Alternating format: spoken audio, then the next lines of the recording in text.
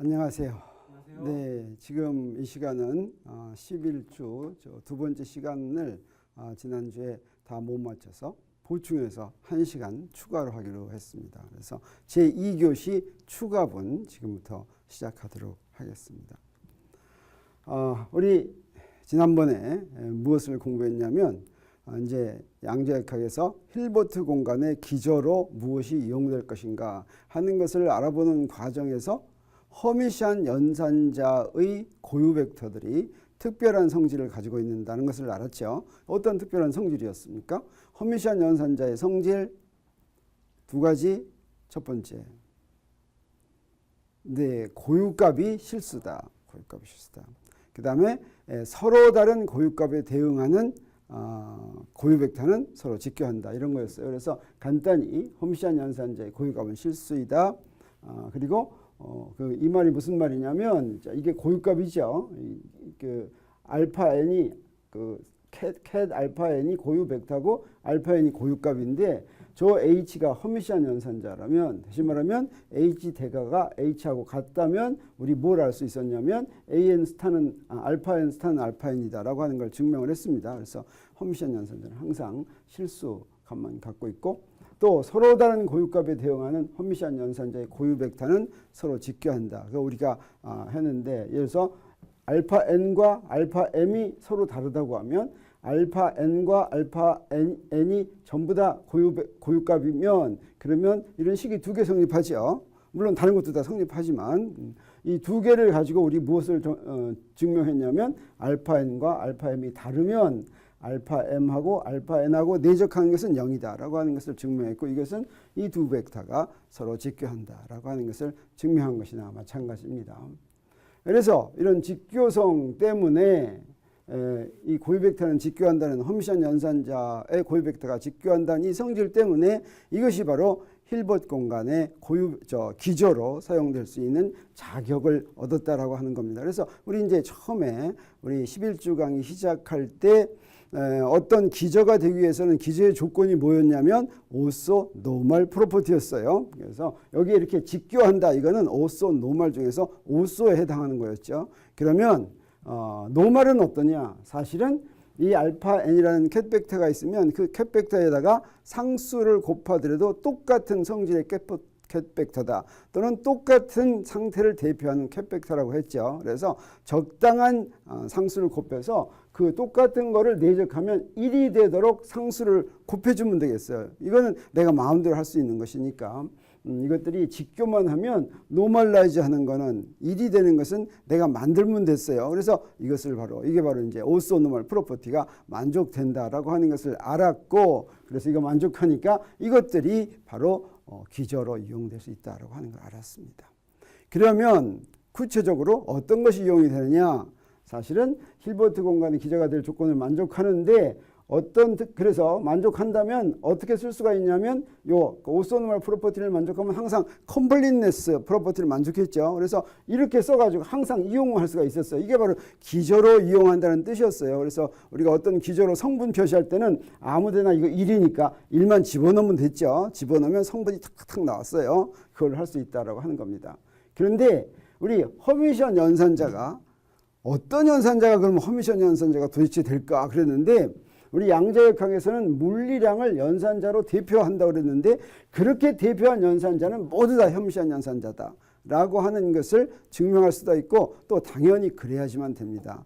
물리량은 뭐냐면 우리가 측정하는 거죠. 측정하는 것은 반드시 실수해야지 된다 그랬죠. 이때 허미시안 연산자의 고유값이 바로 실수라고 하는 것이 바로 우리가 측정하는 물리량이 실수다라고 하는 것과 대응하고, 그래서 우리 물리량에 대응하는 연산자는 실수라는 걸, 허미시안 연산자라는 걸 증명할 수 있지만 그거 증명하지 않고 그냥 지나가겠어요? 그렇다면 이건 무슨 말이 되냐면 물리량에 대응하는 연산자의 고유 벡터는 전부 다 힐버트 공간의 기저로 이용할 수 있다라고 하는 이야기가 됩니다. 그럼 뭘 이용할까? 우리 잘 이용하는 거 있어요. 평소에도 잘 이용하는 거. 예를 들어서 위치 연산자의 고유 벡터, 이거는 기저로 이용하기가 딱 좋다 이거죠. 그래서 위치 연산자의 고유 벡터를 기저로 이용한다고 하는 건 뭐냐면, 고유 벡터를 표시한다는 건 이걸 표시하는 거예요. 그래서 위치 연산자 곱하기 고유 벡터는 똑같은 게 또 나왔다. 요 그때 나온 숫자 이게 이제 고유값인데 바로 그게 위치를 대표하는 값입니다. 근데 이 위치는 어떤 특징이 있냐면 연속적이죠. 연속적인 값을 갖죠. 위치가 똑똑 떨어져 있지 않죠. 그래서 오소노멀 프로퍼티가 어떻게 되냐면 이렇게 디락 델타 펑션으로 된다라고 하는 걸 알았고, 콤플리트네스 시오렘은 콤플리트네스 프로퍼티는 어떻게 된다 그랬어요? 이건 이제 적분으로 표시된다 그랬죠. 자, 이렇게 할 수가 있다. 그래서 위치 연산자의 기저, 이걸 일단 위치 기저라고 우리가 부릅니다. 위치 기저가 힐버트 연산자의 좋은 기저가 된다라고 하는 걸 우리가 알 수가 있겠어요. 그 다음에 또 뭐도 우리가 잘 사용하는 것 중에 뭐도 있냐면 운동량 연산자도 있습니다. 그러면 운동량 연산자의 기저는 어떻게 되냐, 고유 벡터는 어떻게 하면 이렇게 표시되는 거예요. 그랬을 때 이 식이 도대체 무슨 식인지 알 수 없어, 이런 생각 듭니까 안 듭니까? 도대체 무슨 식인지 알 수 없죠. 근데 이 식에 다른 의미는 하나도 없어요. 그냥 하나도 없어요. 그냥 이렇게 표시하면 되는 거예요. 어떤 거든지 어떤 연산자든지 자신의 고유 벡터에 적용할 것 같으면 똑같은 상태가 또 나오는 거예요. 그 앞에 나오는 숫자가 바로 이 고유값이에요. 그래서 여기서 더 이상 알 게 없습니다. 더 이상 알 게 없어요. 그러니까 이것도 운동량도 연속적인 양이니까 그것도 오소노멀 프로퍼티가 이렇게 디락 델타 펑션으로 표시가 되고, 그뿐 아니라 컴플리트네스 프로퍼티도 역시 이것도 이렇게 적분해서 이런 식으로 한다라고 하는 거죠. 이 두 가지로 우리가 자유자재로 힐버트 공간의 기저로 이용할 수가 있겠습니다. 그래서 이것은 연속된 기저라고 한다면 불연속적인 기저로 잘 사용하는 것도 있어요. 그건 뭐냐면 해밀토니안 연산자의 기저입니다. 해밀토니안은 에너지 연산자다 이런 뜻이 되는데, 해밀토니안 연산자의 기저는 대부분의 경우에 이제 고유값이 불연속적입니다. 그래서 여기 해밀토니안 연산자 하면 요 n이 불연속적인 걸 이렇게 표시하는 거예요. 그랬을 때 이것도 허미시안 연산자의 고유 벡터니까 또한 기저로 이용될 수가 있겠어요. 다시 말하면 오소노멀 프로퍼티를 만족하고, 이때는 델타 n 프라임 하면 되겠죠. 요거과 요거 다른 건 n 프라임 이렇게 됩니다. 그 다음에 이것도 또한 컴플리트네스 프로퍼티를 만족하겠어요. 그래서 n에 대해서 다 더하면 이것도 1이 된다라고 하는 것을 우리 만족하는 건 이제 알고 있으니까 이거 가지고 하면 되겠어요. 이거 가지고 한다는 게 무슨 뜻이냐? 네, 이제 양자역학에서 이걸 어떻게 하느냐 한번 보여보도록 하겠어요. 그래서 이제 어떻게 하는지도 우리 거시세계에서 한 것에 미시세계에 적용할 수 있는 것을 가져옵니다. 그래서 우리 거시세계의 자연법칙이 미시세계에 성립하지 않았다, 또는 뉴턴의 운동방정식이 미시세계에 성립하지 않았다라고 하는 것은 운동법칙의 형태 또는 법칙이 어떻게 생겼느냐 이것 때문이 아니라 세상이 도대체 다르게 생겨서 기술하는 방법이 달랐다라고 하는 거예요. 그래서 거시세계와는 달리 미시세계를 기술하려면 지금 이렇게 넘버하고 행렬하고 그다음에 벡터하고 이 세 가지 양으로 기술을 하면, 이런 식으로 힐버트 공간에서 기술하면 잘 기술이 되는데, 이때 하는 방법은 거시세계에서 우리가 한 것과 유사한 방법이에요. 그래서 우리 거시세계의 방법을 볼 것 같으면 어떻게 하는지 힌트를 얻을 수가 있습니다. 그래서 거시세계는 어떻게 했어요? 위치 벡터가 있는데, 이건 위치 공간의 위치 벡터였죠. 이 위치 벡터는 무엇에 의해서 대표되냐면 요거 그냥 추상적인 거고, 그때 요 기저 x축 방향 단위 벡터, y축 방향 단위 벡터 이거죠. 이 기저에 의해서 대표됐고, 그래서 이 기저가 거시세계에서는 무엇인지 잘 알았죠. 미세계는 어떠냐? 미세계는 상태 벡터에 의해서 대표가 되는데, 이것의 기저는 기저의 알파 n에 의해서 대표된다는데 우리 전에 이거 도입할 때는 몰랐다 그랬어요. 이제 알았어요. 이제 알게 됐어요. 그래서 잘 할 수가 있겠어요. 그리고 이 기저는 무엇이 되냐면 물량을 대표하는 연산자의 고유 벡터는 무엇이든지 다 기저가 될 수 있다라고 하는 것을 우리 알았습니다. 그러면 다음에 이제 우리가 해야 될 일은 뭐냐면, 마치 우리가 거시세계의 문제를 풀기 위해서는 거시세계의 뉴턴의 운동법칙을 기저로 대표한 다음에 풀었듯이 미시세계의 운동법칙을 기저로 대표해서 풀면 되겠어요. 자, 그거 어떻게 하는 건지 우리 한번 보도록 하겠습니다. 그래서 거시세계에서 운동법칙은 뉴턴의 운동방정식이었는데, 자, 이걸 풀었죠. 근데 이게 어떤 말이었냐면, 지금 여기서부터 거시세계의 운동법칙을 다른 것으로 이제 바꿔가지고 이것을 우리 미시세계에 일반화시켜서 확장시키려고 그러겠어요.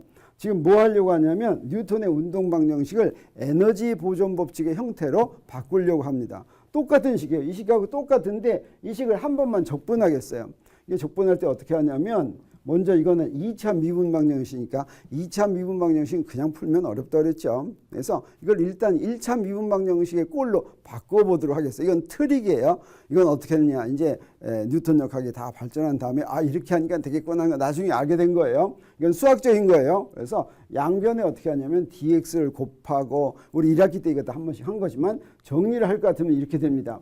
양변에 dx를 곱했는데 여기서 이 dx를 곱한 것에 요 놈은 지금 dt분의 dx 한 거나 마찬가지예요. 그래서 여기서 dt를 여기로 갖고 와요. dt 하나만 여기로 갖고 오면 뭐가 남냐면 dt분의 dx에 d 요거 하나만 남고 그 다음에 dt를 여기로 갖고 왔어요. 근데 여기서 가만 보면 요거는 속도고 요 안에 든 것도 속도예요. 그래서 여기다 dx를 이렇게 곱할 것 같으면 이게 뭐가 되냐면 mv dv 이렇게 됩니다. mv. 그래서 이거는 적분으로 풀 수 있는 꼴이라는 걸 알 수가 있겠어요. 왜냐하면 dx 앞에는 x 함수만 있고 dv 앞에는 v 함수만 있으니까 이거 우리가 적분할 수 있다 그랬죠. 그래서 적분하면 어떻게 했어요? 양변을 적분할 때는 어떻게 했냐면 여기서 x에서 x'까지 v에서 v'까지 이렇게 적분하면 됐죠. 그랬더니 우변은 여기 함수 형태가 있으니까 2분의 mv' 제곱 빼기 2분의 mv 제곱 이렇게 나왔는데 이게 바로 운동 에너지라고 여기서 정의됐고 우리 델타 K라고 넣으면 되겠죠. 그 다음에 우리 좌변을 어떻게 했냐면 이걸 합력이 한 일, 뉴턴의 운동 법칙에 여기 합력이니까 합력이 한 일이다. 이렇게 이제 정의를 했습니다. 이렇게 일을. 근데 이때 그래서 바로 합력이 한 일은 운동 에너지 변화량과 같다라고 하는 것이 일 에너지 정리인데 이걸 이제 한 번만 조금 더 바꾸면 어떤 경우로 바꾸냐면 이 합력이 특별한 성질을 갖고 있으면 어떤 성질을 갖고 있냐면 포텐셜 에너지로 표현할 수 있는 성질을 갖고 있으면 포텐셜 에너지로 표현할 수 있는 성질을 갖고 있는 힘을 우리가 보존력이라고 하는데 이 얘기는 뭐냐면 이 힘을 적분을 했더니 그게 포텐셜 에너지가 되는 힘이 되겠어요. 어떻게 적분합니까? 기준점에서 어떤 점까지 적분을 하면 그게 그 점에서의 포텐셜 에너지가 되는 이런 종류의 힘이라면 우리 잘 알고 있었어요. 뭐냐? 중력도 이렇게 표시할 수 있죠. 그래서 중력 포텐셜 에너지, 전기력도 전기력 포텐셜 에너지 다 했죠. 그래서 우리 주위에 보는 대부분의 힘은 전부 다 이렇게 표현할 수 있는 힘이 되겠어요.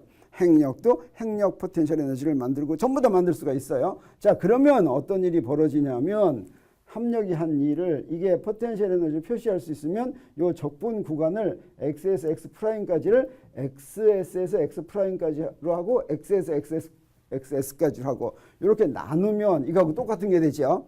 그럼 가만 보면 어떻게 되냐면 여기도 xs 있고 여기도 xs 있으니까 둘 다 포텐셜 에너지를 표현할 수 있게 됩니다. 포텐셜 에너지로 표현할 수 있는 건 xs에서 x까지 하고 마이너스 붙으면 되겠어요. 그러면 여기서 xs에서 x'까지 했는데 마이너스가 없으니까 여기다가 마이너스 vx' 이렇게 하면 되겠어요.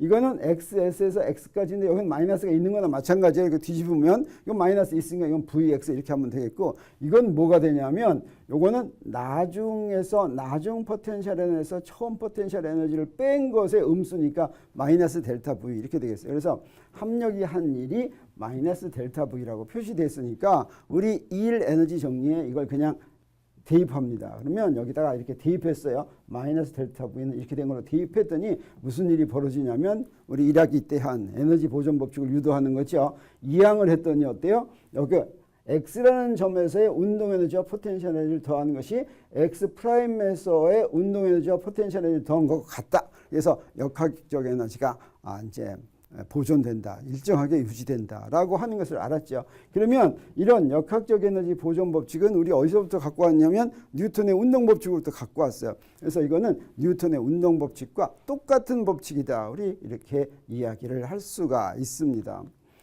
그래서 이걸 이용해서 미시세계에서는 뉴턴의 운동 법칙과 같은 것을 이용을 해서 미세계 운동 법칙을 만드는데 그렇게 만들었더니 무슨 일이 벌어지냐면 행렬역학과 파동역학이 나왔습니다. 그래서 지금은 이제 역사적인 문제를 조금 여러분한테 소개하겠어요.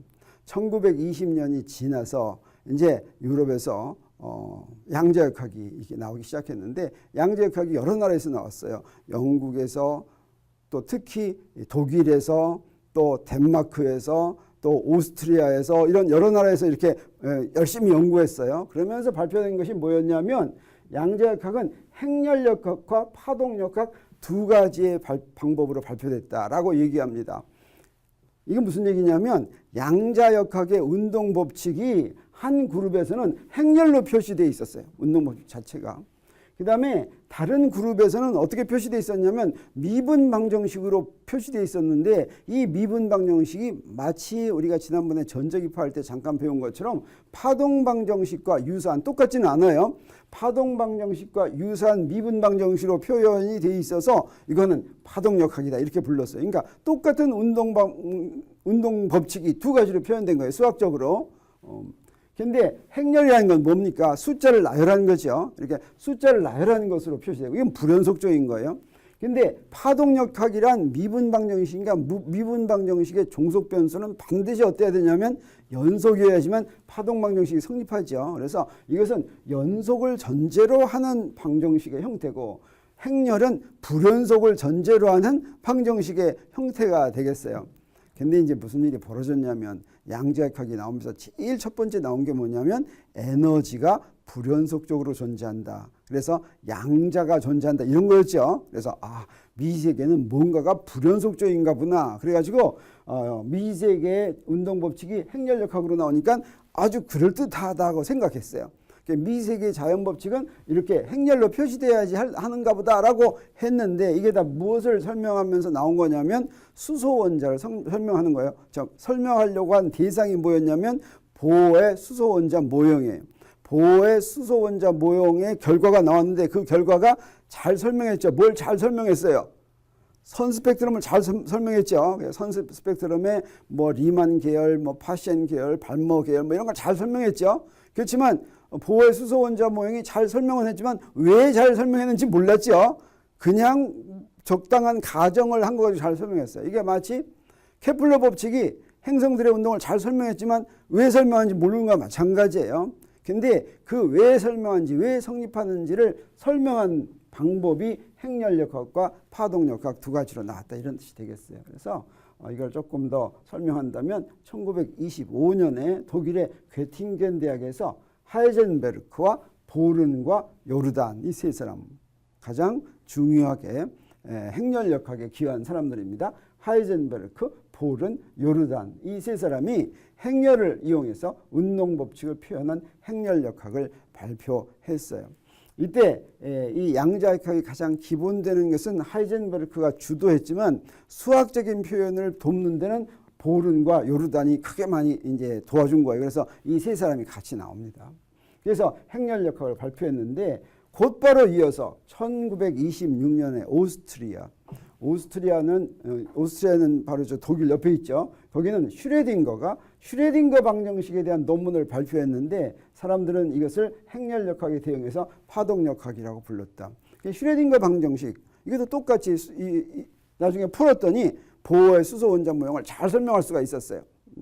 근데 이것은 연속된 미분 방정식 이용하는 것이고 이것은 행렬을 이용한 것이었기 때문에 사람들이 굉장히 이상하다 이렇게 생각을 했는데 곧바로 1926년 말 영국의 디렉이 이때 이 사람은 젊은 사람이었어요. 이때 처음으로 이제 학교를 졸업하고 양자역학을 배우게 됐어요.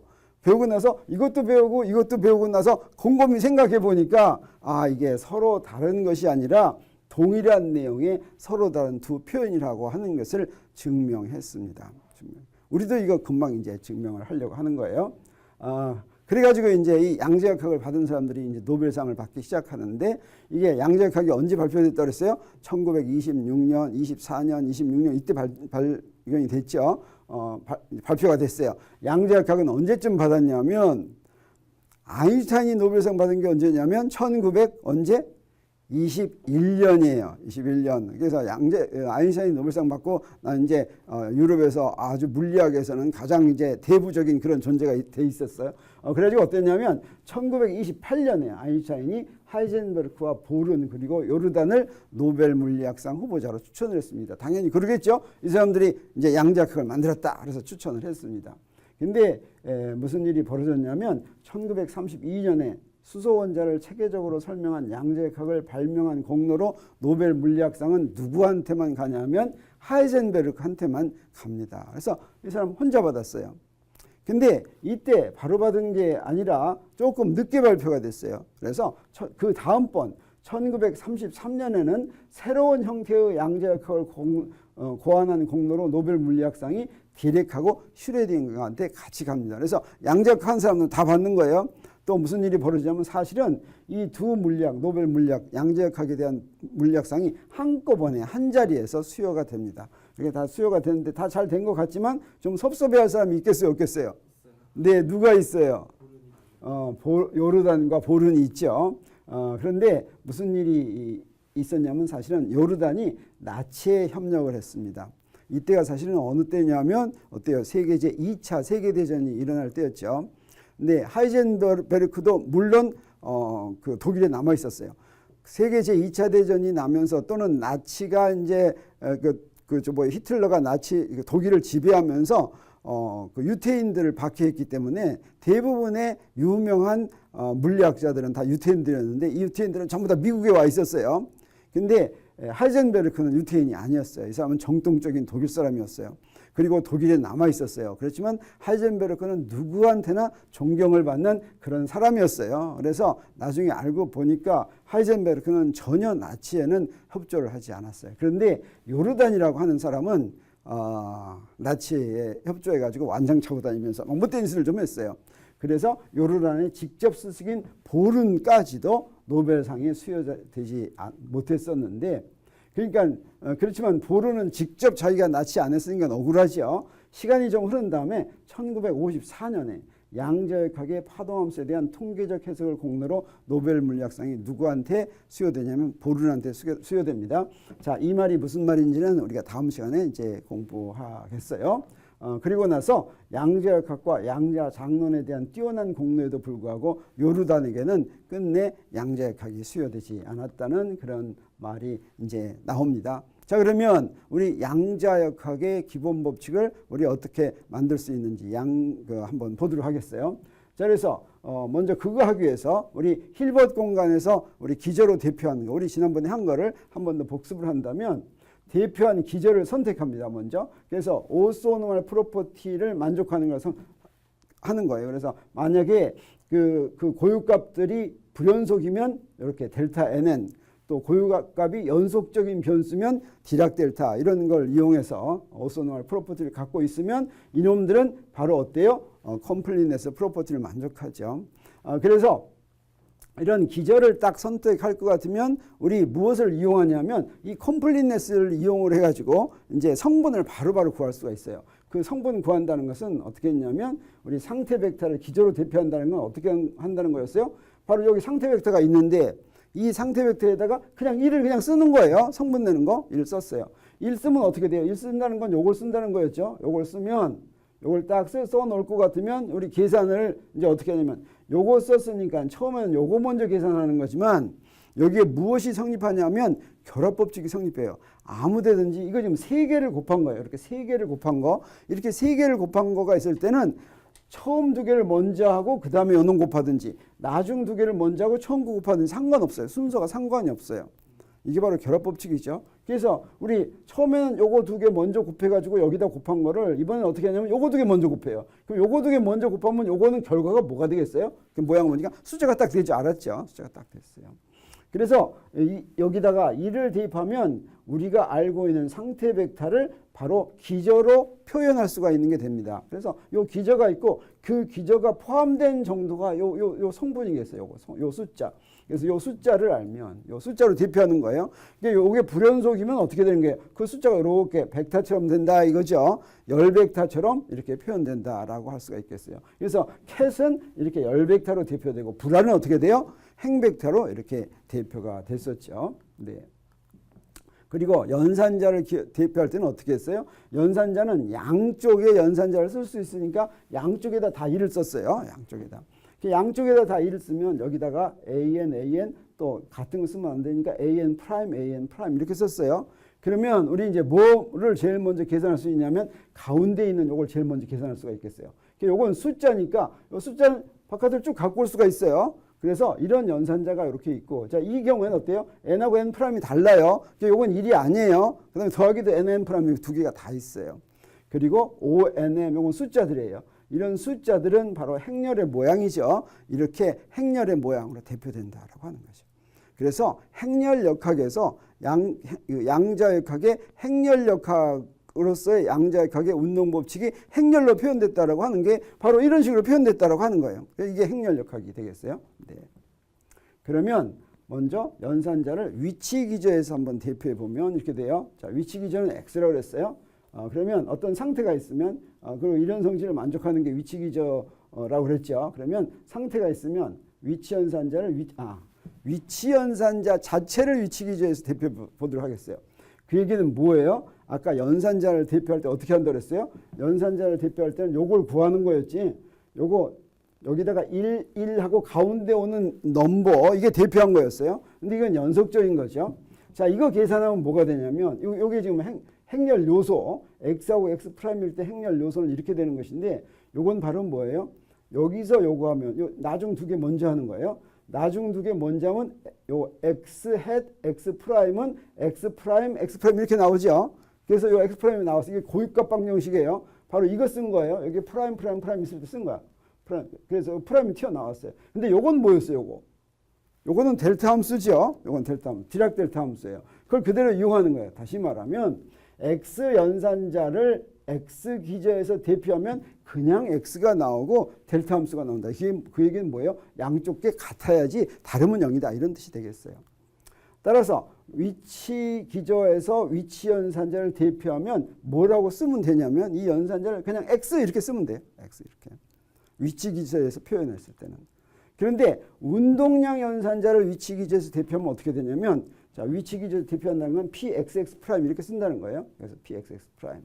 그러면 어떻게 되냐면 요 놈은 자, 요거는 좀 어려워서 그냥 이건 이렇다 하고 받아들여야 되겠어요. 이건 여러분 이제 높은 학년에 가서 필요하면 꼭 배우는데 위치 연산자의 대표는 뭐처럼 되냐면 x에 대해서 편미분하고 마이너스 IH바 이렇게 한 것처럼 돼요.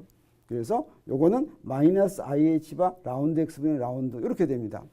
그래서 요 x 성분에 대한 위치 연산자는 요건 이거 외워야 되겠어요. 요거 왜 이렇게 돼요? 하고 물어보면 아직은 여러분한테 대답해 줄 수가 없어요. 그건 좀 복잡해요. 네. 그래서 위치 기저에서 운동량 연산자를 대표하면 그냥 이렇게 바꿔 쓰면 돼요. 마이너스 IH바 라운드 x 라운드 이렇게 바꿔 쓰면 돼요. 그러면 위치 기저를 대표한 거예요. 네. 질문해 보세요.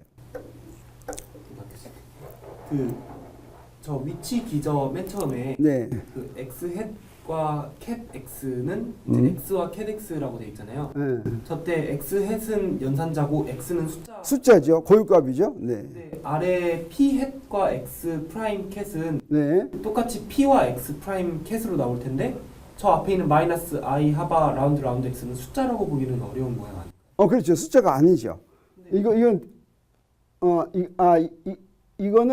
이거는 힐버트 공간에서는 넘버예요.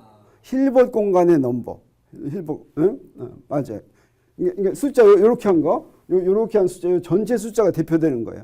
힐버트 공간에서는 이렇게 미분하는 거, 이걸 넘버로 취급하는 거예요. 네, 좋은 질문 해줬어요. 네. 그러면 운동량 기저에서 대표하면 어떻게 되냐면, 운동량 기저에서 운동량을 대표하면, 자, 운동량 기저에서 운동량을 대표하면 뭘로 대표하면 되냐면 아까하고 똑같아요. 그냥 똑같이 해서 이렇게 돼가지고 운동량 기저에서는 그냥 P로 대표하면 되겠어요. 근데 운동량 기저에서는 위치 연산자를 대표하면 반대가 돼요.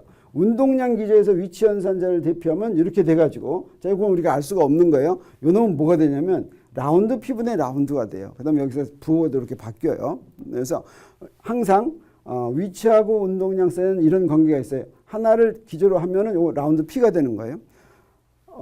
이런 관계가 이렇게 있는 게 다음번에 또 이런 게 비슷한 게 나오니까 그때 보면 더 잘 알 수가 있어요.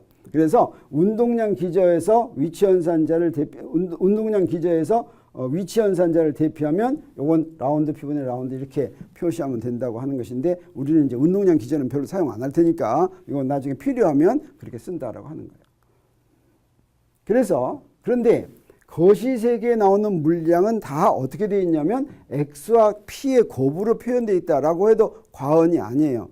그래서 운동량은 그냥 P죠. 운동 에너지는 2n분의 P제곱이죠. 뭐 이런 식으로 X하고 P를 알고 있으면 또 가운동량은 X 곱하기 P 뭐 이렇게 되죠. 그래서 X하고 P를 알고 있으면 물리량이 전부 다 표현되니까 양자역학의 물리량도 어떻게 되냐면 거시세계에 나오는 물리량을 위치 기저에서는 거시세계에 나오는 물리량의 X는 그냥 X로 이렇게 넣어놓고 그 다음에 운동량에다가는 마이너스 IH바 라운드 X 라운드 요거 집어넣으면 그게 바로 양자역학에서의 연산자를 대표한 게 됩니다. 위치 기저에서.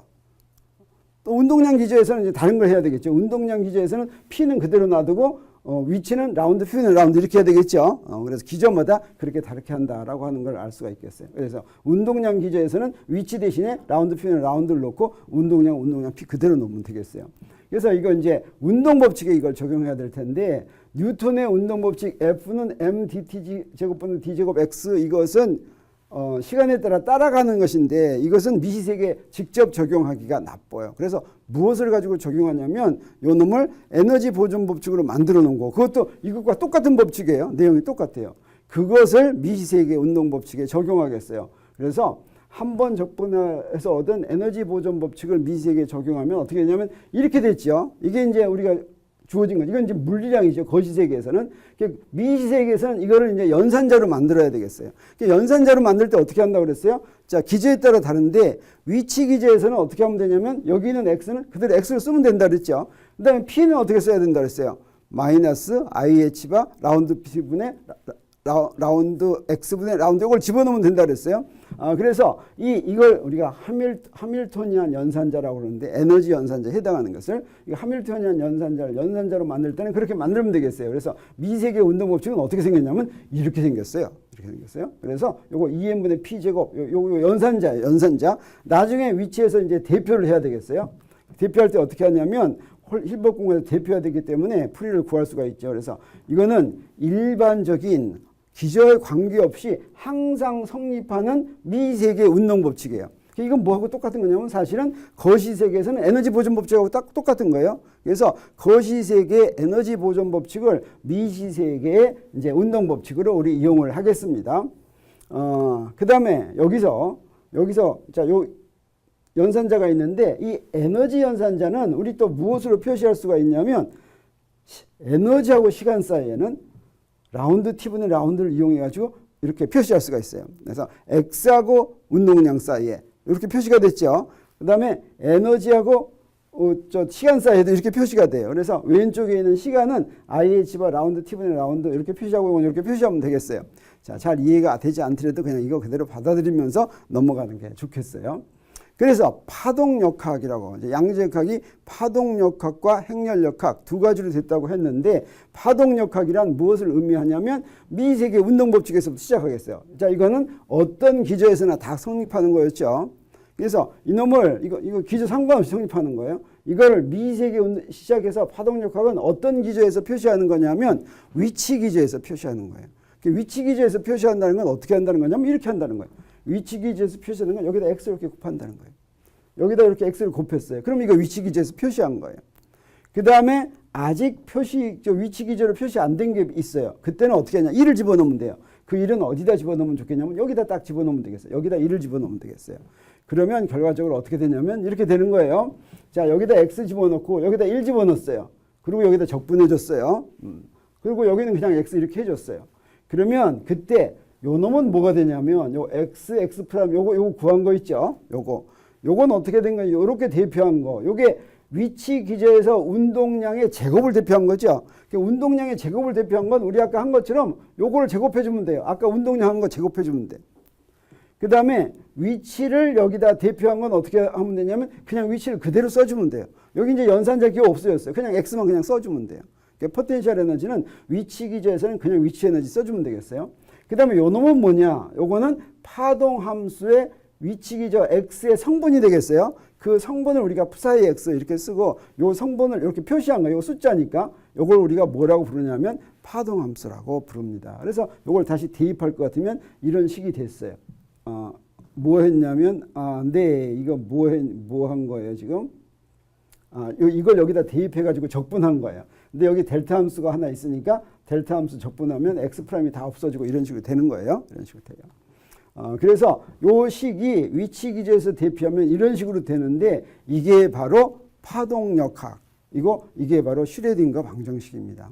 그래서 우리가 양자역학하면 항상 말하는 슈레딩거 방정식은 일반적인 양자역학의 운동 법칙을 어디서 대표한 거예요? 위치 기제에서 대표한 것이다 라고 하는 것을 알 수가 있겠어요. 그러면 이건 무슨 텀이냐면 2n분의 p제하승이 있는 텀이에요. 이게 운동 에너지 텀이고 요건 뭐예요? 위치 에너지, 포텐셜 에너지 텀이 되겠어요. 그 다음에 요건 에너지를 시간의 함수로, 시간의 오퍼레이터를 이렇게 바꾼 게 되겠어요. 자, 이게 슈레딩거 방정식이에요.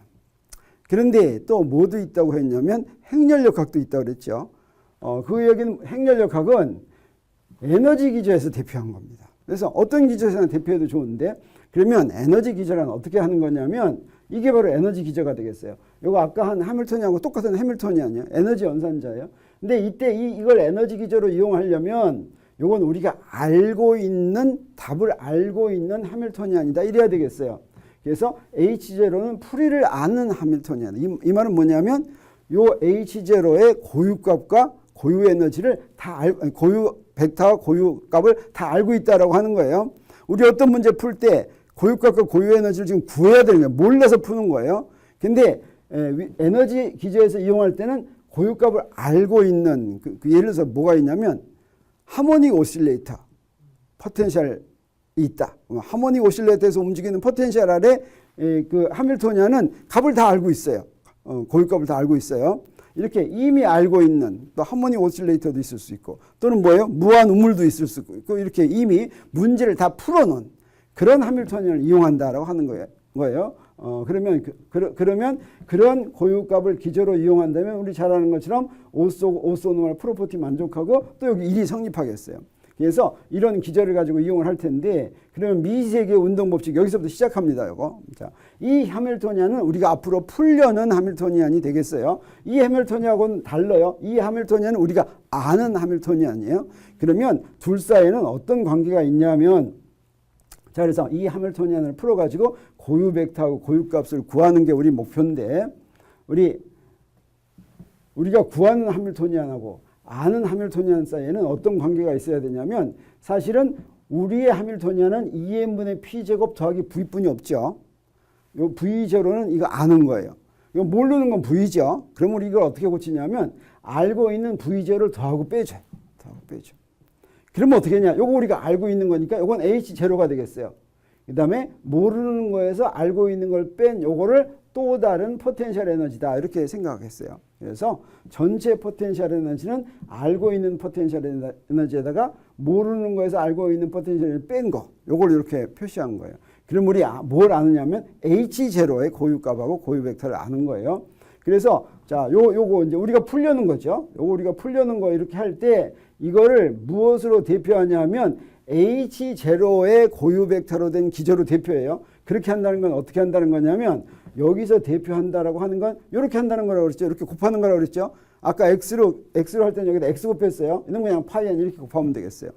이렇게 곱하고 나서 또 어디도 뭐 좀 해줘야 되겠죠. 뭐 해줘야 되겠어요. 1을 어디다 집어넣어주면 되겠어요.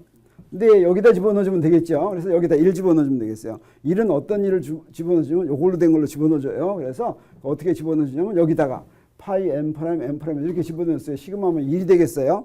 그러면 어떻게 되냐? 자, 요 행렬 요소, 요거는 우리가 이제 구할 수가 있어요. 이렇게 해서 구할 수가 있어요. 어떻게 구하냐면 여기서 요건 뭐냐면 H0 파이 n 프라임 하면 2n 프라임이 나와요. 그럼 요건 뭐예요? 델타 nn 프라임 이렇게 되겠어요.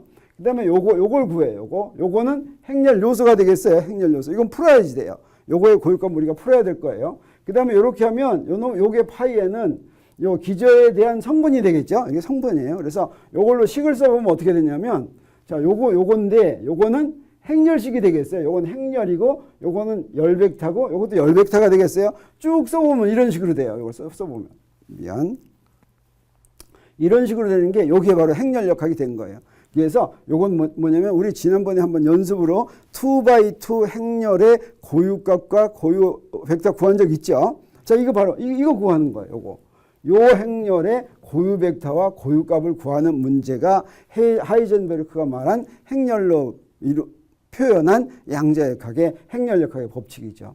그랬을 때 어때요? 여기서 요 앞에 있는 요거 E1, E2 요건 뭐냐면 우리가 알고 있는 해밀토니안의 고유값으로 표시된다라고 하는 걸 우리가 알 수가 있겠어요. 자, 이거 어때요? 똑같은 양자역학의 기본 법칙을 하나는 위치 기저로 대표했더니 뭐가 됐어요? 슈레딩거 방정식이 됐죠. 그 다음에 에너지에 알고 있는 해밀토니안의 고유 벡터로 이루어진 기저로 대표했더니 뭐가 됐어요? 행렬역학이 됐죠. 이렇게 됐다는 것을 우리가 알 수가 있었어요. 자, 그래서 우리 두 번째 시간을 여기서 이렇게 마치고 우리 기저를 어떻게 이용하는지, 그리고 양자역학이 파동역학과 행렬역학 두 가지로 되어 있는데 그 두 가지가 결국은 같은 것의 두 가지 표현이다라고 하는 걸 우리가 알게 됐죠. 그래서 정리하면 우리 저 앞에서부터 배운 것부터 쭉 정리하겠어요. 연산자는 대칭 행렬, 허미션 행렬, 직교 행렬, 유니타리 행렬로 구분이 됐어요. 이렇게 연산자를 구분했는데 연산자의 구분은 그 연산자를 기저로 대표한 행렬이 구분되는 것과 동일하죠. 허미션 연산자의 고유값은 실수다라고 하는 게 굉장히 중요해요. 그 다음에 서로 다른 고유값에 대응하는 고유 벡터는 직교한다라고 하는 것도 굉장히 중요합니다. 그리고 물리량에 대응하는 연산자는 항상 허미션 연산자입니다. 따라서 허미션 연산자의 고유 벡터는 기저로 이용할 수가 있으니까 물리량에 대응하는 연산자의 고유 벡터는 힐버트 공간의 기저가 된다라고 하는 걸 우리가 알 수가 있겠어요. 그리고 미세계 운동 법칙은 거시세계 역학적 에너지 보존 법칙으로부터 이걸 우리가 구했어요. 그래서 미시세계 운동 법칙이 거시세계 운동 법칙하고 동떨어진 전혀 상관없는 것이 아니었고 사실은 어때요? 같은 것이었죠. 에너지 보존 법칙은 뉴턴의 운동 법칙하고 똑같은 것인데 자, 뉴턴의 운동 법칙을 에너지 보존 법칙으로 만든 다음에 어떻게 했어요? 미시세계를 기술하는 언어로 다시 말하면 힐버트 공간에서 연산자로 표시했을 뿐이죠. 그랬더니 미세계 운동 법칙을 위치 기저에서 대표하면 파동역학이 됐고 파동역학인 슈레딩거 방정식이 됐고 미세계 운동 법칙을 해밀토니안 기저에서 대표하면 행렬역학인 하이젠베르크의 운동 방정식이 됐다라고 하는 것을 우리가 직접 봤죠. 네, 이제 이렇게 알게 된 미세계 운동 법칙을 우리가 어떻게 직접 미세계에 적용할 것 같으면 그동안의 경험 법칙으로 쭉 알았던 설명할 수 없었던 것들이 어떻게 한꺼번에 다 설명되는지를 우리가 다음 시간에 보려고 하는데 다음 시간에 시간이 충분하겠어요? 못하겠어요? 별로 못할 것 같으니까 겉핥기식으로 좀 넘어가야 될지 모르겠어요. 네, 이번 시간 일단 여기서 마치도록 하겠어요. 이것은 제2교시의 후반부가 되겠습니다. 네.